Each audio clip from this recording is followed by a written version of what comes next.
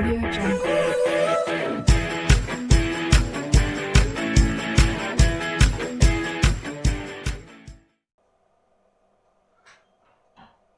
चलिए स्टूडेंट अब स्टार्ट करते हैं CC test paper 10 mathematics for class 8 profit and loss.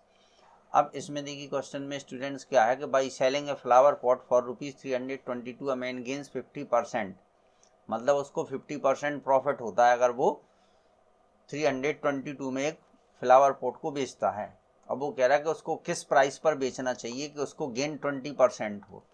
ठीक है, तो देखिए इसमें सेलिंग प्राइस दिया है 322, कितने रुपए दिया है स्टूडेंट्स, और इसके बाद उसको गेन होता है,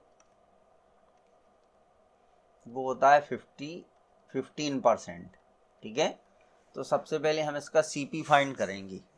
ठीक है, अब स्टूडेंट देखिए इसका हम सीपी फाइंड करेंगे। तो सीपी क्या होता है, देखिए cost price is equal to होता है selling price into 100 upon 100 plus gain percent.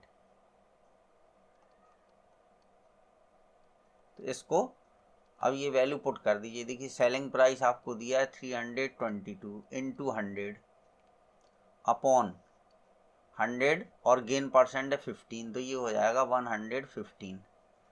ठीक है, अब इसको 5 से कैंसिल कर दीजिए। देखिए जब इसको 5 से कैंसिल करेंगे तो ये 23 आएगा, यहाँ पर 20 आ जाएगा। ठीक है, अब ये 23 से 322 कैंसिल होता है स्टूडेंट्स। ठीक है, इसको इससे जब आप कैंसिल करोगे तो यहाँ पे 14 आएगा, तो इसका जो कॉस्ट प्राइस हो गया वो 280 रुपीज़ हो गया। ठीक है, अब वो कह रहा है कि ये कितने प्राइस पर बेचे कि उसको गेन 20% हो जाए। तो अब यहाँ पर हमें जो फाइंड करना है स्टूडेंट, वो सेलिंग प्राइस फाइंड करना है। ठीक है, तो selling price is equal to क्या हो जाएगा, देखिए CP into 100 plus gain percent upon, ठीक है 100 आ जाएगा यहाँ पर, बस ये वैल्यू। अब इसमें देखिए सीपी कितना आया था, 280 आया था, और ये हो गया आपका 120। ठीक है, चूँकि 100 है और ये गेन परसेंट जो है 20, तो 100 प्लस 20 जो है वो 120 हो गया अपॉन 100। अब इसको 20 से कैंसिल कर दीजिए, तो देखिए 5 आ जाएगा और यहाँ पर 6 आ जाएगा। 5 से इसको कैंसिल कर दीजिए, 5 25, 5 छक्का 30। ठीक है, तो अब इसका मल्टीप्लाई कर दीजिए, 6 6 या 36, 3 कैरी आ गई, तो ये आ गया 336। ठीक है, तो ये रुपीज़ आ जाएगा 336 जो है वो इस क्वेश्चन का आंसर होगा। तो ये पहला क्वेश्चन इस टेस्ट पेपर का इस तरीके से करना था स्टूडेंट। अब देखिए दूसरा क्वेश्चन क्या है। ठीक है, देखिए इसका सॉल्यूशन हम कैसे करेंगे स्टूडेंट। इसमें कह रहा है if the cost price of 12 pence is equal to the selling price of 16 pence, find the loss percent हमें फाइंड करना है। ठीक है, तो देखिए यहाँ पे हम क्या लिखेंगे कि CP of 12 pence is equal to selling price of 16 pens.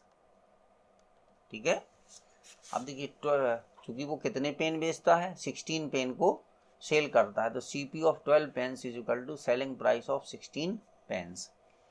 अब हम ये मान लेंगे यहाँ पर स्टूडेंट्स के let CP of 1 pen is equal to ₹1। ठीक है,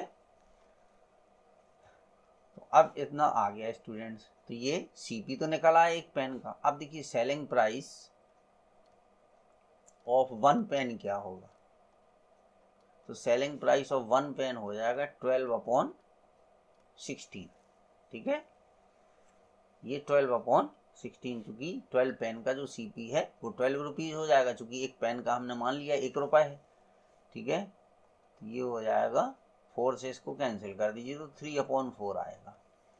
तो अब देखिए सीपी स्टूडेंट ज़्यादा है, एक पेन का सीपी ज़्यादा है और एक पेन का एसपी जो है वो कम है। 3/4 का मतलब है 0.75, तो इसकी इसलिए उसको क्या होगा यहाँ पर लॉस होगा।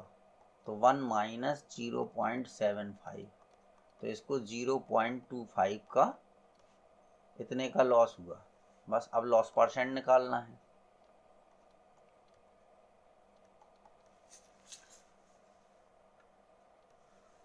तो अब हमें लॉस परसेंट निकालना है, तो लॉस इंटू 100 अपॉन CP, ये लॉस परसेंट का फॉर्मूला होता है, ठीक है। और यहाँ बाहर परसेंटेज, तो देखिए 0.25 ये लॉस हुआ इंटू 100, और CP कितना है, 1 रुपये है। तो ये आ गया स्टूडेंट्स कितना, 25% इस क्वेश्चन का आंसर हो जाएगा। ये 25% इस क्वेश्चन का आंसर हो जाएगा। तो ये क्वेश्चन नंबर 2 आपको इस तरीके से करना था। अब देखिए क्वेश्चन नंबर 3 क्या है student, a dealer gets 30 less if instead of selling a chair at a gain of 12% he sells it at a gain 8%, find the cost price of the chair, ठीक है।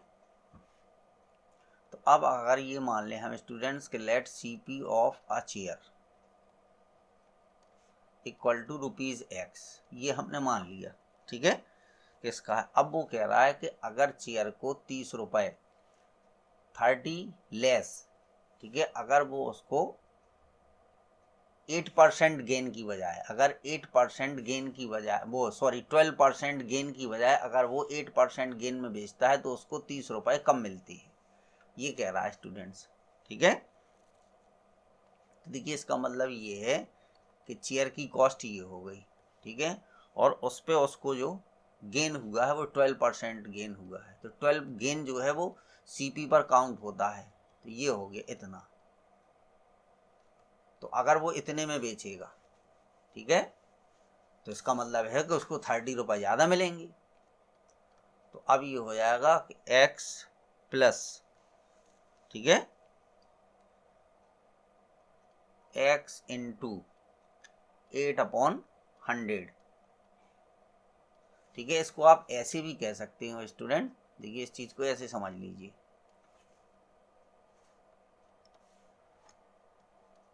ये इस तरीके से। तो इसका जो डिफरेंस है वो कितने रुपए होगा, वो हो जाएगा ₹30। ये है 12% पर बेचता है तो उसको इतने रुपए मिलते हैं, और 8% के गेन पर बेचता है तो इतने रुपए मिलते हैं। तो इनका जो डिफरेंस है वो ₹30 है। अब इसको सॉल्व कर दीजिए, तो देखिए x से x कैंसिल हो जाएगा। तो यहाँ पर हमें क्या मिलेगा कि 12x/100 माइनस, चूँकि ब्रैकेट के अंदर माइनस का पूरे दोनों में मल्टीप्लाई होगा, 8x/100 इज इक्वल टू 30, ठीक है। तो ये आ गया कि 4x/100 इज इक्वल टू 30, ठीक है। 4 से इसको कैंसिल कर दीजिए, तो ये 25 आएगा। तो x की वैल्यू कितनी आ गई, 30 इंटू 25, तो ये हो गई 750। तो इतने रुपए जो है, ठीक है, वो उसकी कॉस्ट प्राइस है। 750 क्या होगी, उसकी कॉस्ट प्राइस हो जाएगी। तो इस तरीके से इसको सॉल्व करना है। थोड़ा सा उसको क्वेश्चन को पढ़िए, ध्यान से समझिए।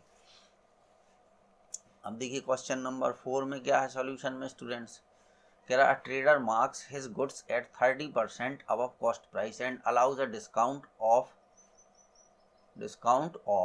यहाँ पे ऑफ लिखा है, ये 10%। What is his gain percent, ठीक है। तो जो कॉस्ट प्राइस है, तो कॉस्ट प्राइस अब मान लीजिए 100 मान लें स्टूडेंट्स, हम आसानी रहेगी। लेट CP, ठीक है, इज इक्वल टू ₹100। अब जो उसका मार्क प्राइस है, ठीक है, जो उसका मार्क प्राइस है, ठीक है, वो स्टूडेंट 30% अबव है, 30% अबव है, ठीक है। तो 100 रुपये में 30% ऊपर लिखेंगे तो उसका मार्क प्राइस हो जाएगा ₹130, ठीक है। फिर इसके बाद वो 10% का डिस्काउंट देता है, ठीक है। तो डिस्काउंट कितना दिया उसने, डिस्काउंट दिया उसने 10%, तो 130 का 10%,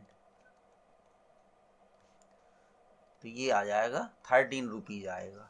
अब जो सेलिंग प्राइस होगी वो क्या होगी स्टूडेंट्स, ठीक है, जो इसकी सेलिंग प्राइस होगी वो कितनी हो जाएगी, तो ये हो जाएगी मार्क प्राइस माइनस डिस्काउंट।